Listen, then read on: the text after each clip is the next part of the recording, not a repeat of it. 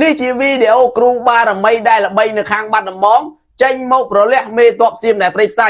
ក្នុងវីដេអូមួយនេះខ្ញុំសូមមិននិយាយអ្វីទាំងអស់ទុកឲ្យបងប្អូនទាំងអស់គ្នាតាមដានទស្សនាហើយពិចារណាតាមការគួរក្នុងកិច្ចប្រជុំ JBC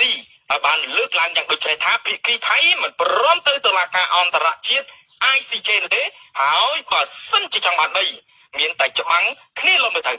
ប្រភពនេះយើងបានយកមកពីអង្គភាពសារព័ត៌មានរបស់ថៃដែលបានចុះផ្សាយជ្រែងចយម្រាយរត់ឲ្យតែបាន3គីឡូអាផ្នែកលៀនតិចទៀតត្រូវ7អាផ្នែកលៀនត្រូវ7អាកំពុងតែរៀបចំនឹងឯងរៀបចំនេះរៀបចំទាំងអស់ហ្នឹងបងប្អូនគ្រូ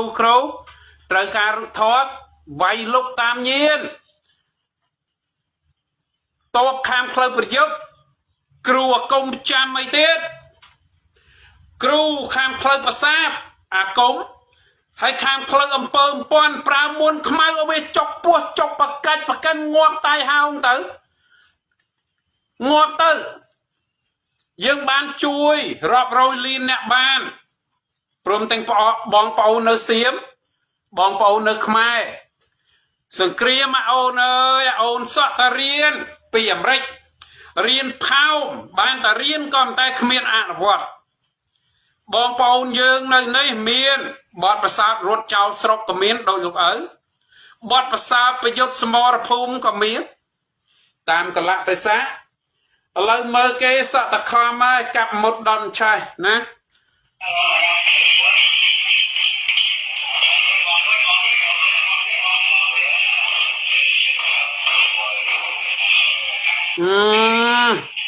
អញខ្ពើមណាស់លោកអើយខ្ពើមបងប្អូនយើងអានឹងគេមិនហៅកំបិតទេអានឹងគេអត់ហៅកំបិតទេនេះមិនមែនកំបិតទេអានេះឈើចាក់ថ្មិញបាក់ប្រើអាចកោស្អីទេនេះបានគេហៅកំបិតនេះបានគេហៅកំបិតពូថៅណាកំបិតតាំងតោនេះបានគេហៅកំបិតមានអីអស្ចារ្យប៉ុណ្ណឹងនោះណាមានអីអស្ចារ្យ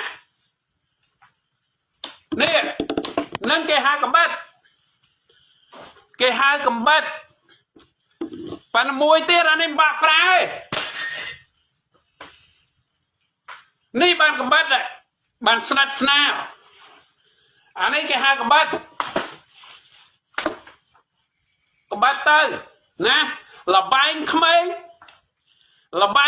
ទាំងអស់ហ្នឹងមានអីអស្ចារ្យណា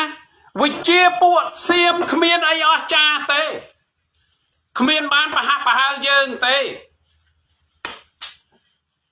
មិនប្រហាក់ប្រហែលយើងទេវិជាខាងពួកហ្នឹងគ្មានអីអស្ចារ្យទេអូខ្ទេចនៅដើរវិញខ្ទេចបាត់មិញមានអីអស្ចារ្យមើលបាត់ពូថៅញាក់ឲ្យមើលអាផ្នែកលៀន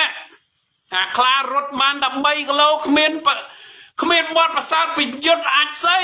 ចាញ់កូនខ្មែរនៅនេះចាញ់អ្នកសមរភូមិតបជួមុខដោយលើតបស្រួយសតហែលអស់ហើយនេះសបាសនំមិនបាក់ចាំមានគ្រូមកអីទេសតសបាសនំនេះនេះគេហៅកំបិតអានេះក៏គេហៅកំបិតដែរមិនបាក់ចាំអញើទេអាប៉ុណ្ណឹងដល់ពេលវេលារត់ចូលបាញ់បោះភូភ័ស3ម៉ែត្រ300គីឡូ300ម៉ែត្រអីគ្មានណាមកប៉ះពាល់បានទេខ្មែរយើងនេះណាមហានគររួមគ្នាណាខ្មែរយើងអស់ចាណាឥឡូវពាណិជ្ជកម្មលោកឲ្យសុំពាណិជ្ជកម្មទៀតកុំលេងច្រើនពេកអូយលបែងក្មេងលេងច្រើនណាមើលណាទូរស័ព្ទហ្នឹង